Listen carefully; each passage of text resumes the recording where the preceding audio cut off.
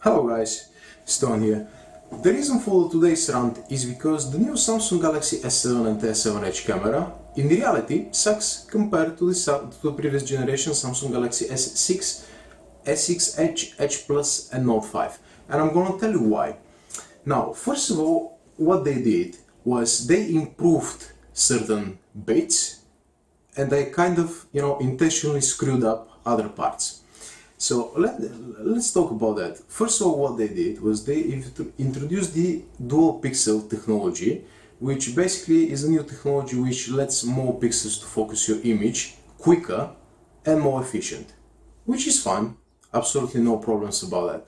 The second one is that they're using now a bigger sized pictures compared to the previous generation, which should lead to a better low light performance, which is fine as well. And lastly, they've improved the size of the lens from 1.9 to 1.7 f of aperture, which is perfectly fine because by doing that, the lens is absorbing more light, which should again improve the low light performance.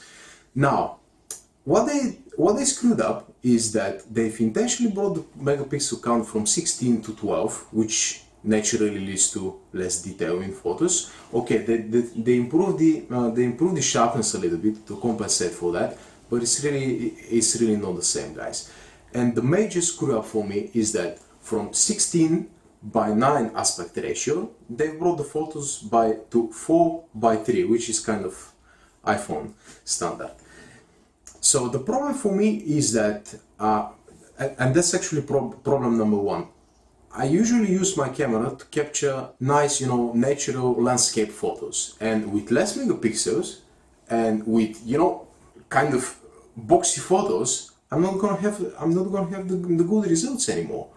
And the other thing is that, okay, we're improving the low light performance, which is generally fine. But what this sensor does, it just gets more light into the photo.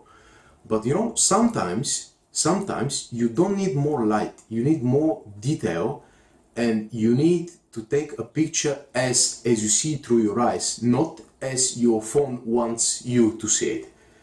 So basically, let me give you a quick example. Yesterday I went to Canterbury Cathedral, and everyone has been into a cathedral, and you know that the situation is a bit tricky inside, especially the light.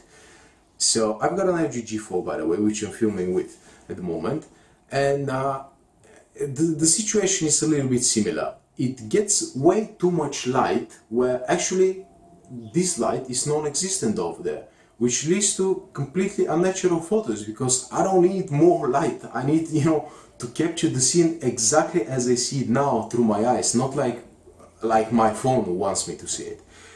So that's the problem with getting more light. And I'm thinking about something else, guys. Remember how they took some functionality off the Samsung Galaxy S6? They took the waterproofing off and they took the micro SD off. Why do you think they made that?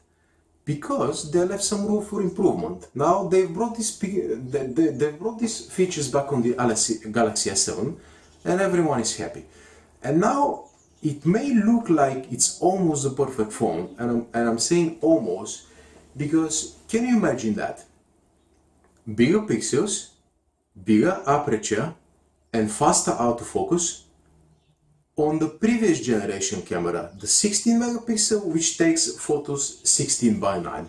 That could have been the best camera ever made up to date, guys. But no, they've decreased the megapixel count, and they've decreased the aspect ratio to 4:3. So they left more room for improvement for next year. And I'm thinking that maybe as soon as the Note 6 comes out, they might, bring the megapixel count to 16. They might bring the 16:9 aspect ratio back and implement all those features. And then you're gonna have a better camera than you have now. Therefore, you're gonna have one more reason to get the new camera, and that's what most company does nowadays, guys. Which is a little bit unfortunate, because you're paying more money and you're expecting to get more, And on the other hand, they intentionally screw you over so you can buy the next product. So, I mean, it's totally up to you guys. I was really keen on getting the S6 Edge Plus because it's my favorite phone up to date, but it's still quite expensive. And now I was really keen on getting the S7, but as I see, the camera is, it's worse. And that's exactly the opposite that everyone says. You know, when you go to YouTube, as you are now, and when you see all these big channels with the paid reviewers, they're saying, oh yeah, you know, the pixels are less, the aspect ratio is not that good, but you know, the camera is better. Because I mean, what the hell? Simply because they're paid, they're saying that the new camera is better, and they're changing people's opinion. Now, if you go to Google Plus, and basically if you go everywhere, and you see these polls, which has the better camera, S6 or S7, and everyone is voting for S7. Why? Simply because you read 2 or 3 biased articles, and you've seen the paid reviews talking about that? Guys, I mean, if you really want to decide for yourself, read all the articles, read the reviews, but in the same time, make your brain work and figure out what really is happening. And you know, decide for yourself. Shall you spend a couple of $100 more for the new phone, which has a worse camera, or just wait the next generation? But you know what? The next generation, again, they're gonna take some features out. So at the end of the day, if you're happy with that, go with it. I mean, it's up to you. I just needed to share my view on it, guys. That was my take. So I really hope that you've understand something for what I just said. And you know, I just want to make you think about things. I just want to make you think about what is good and what is not, and which company is playing with you guys and which is not.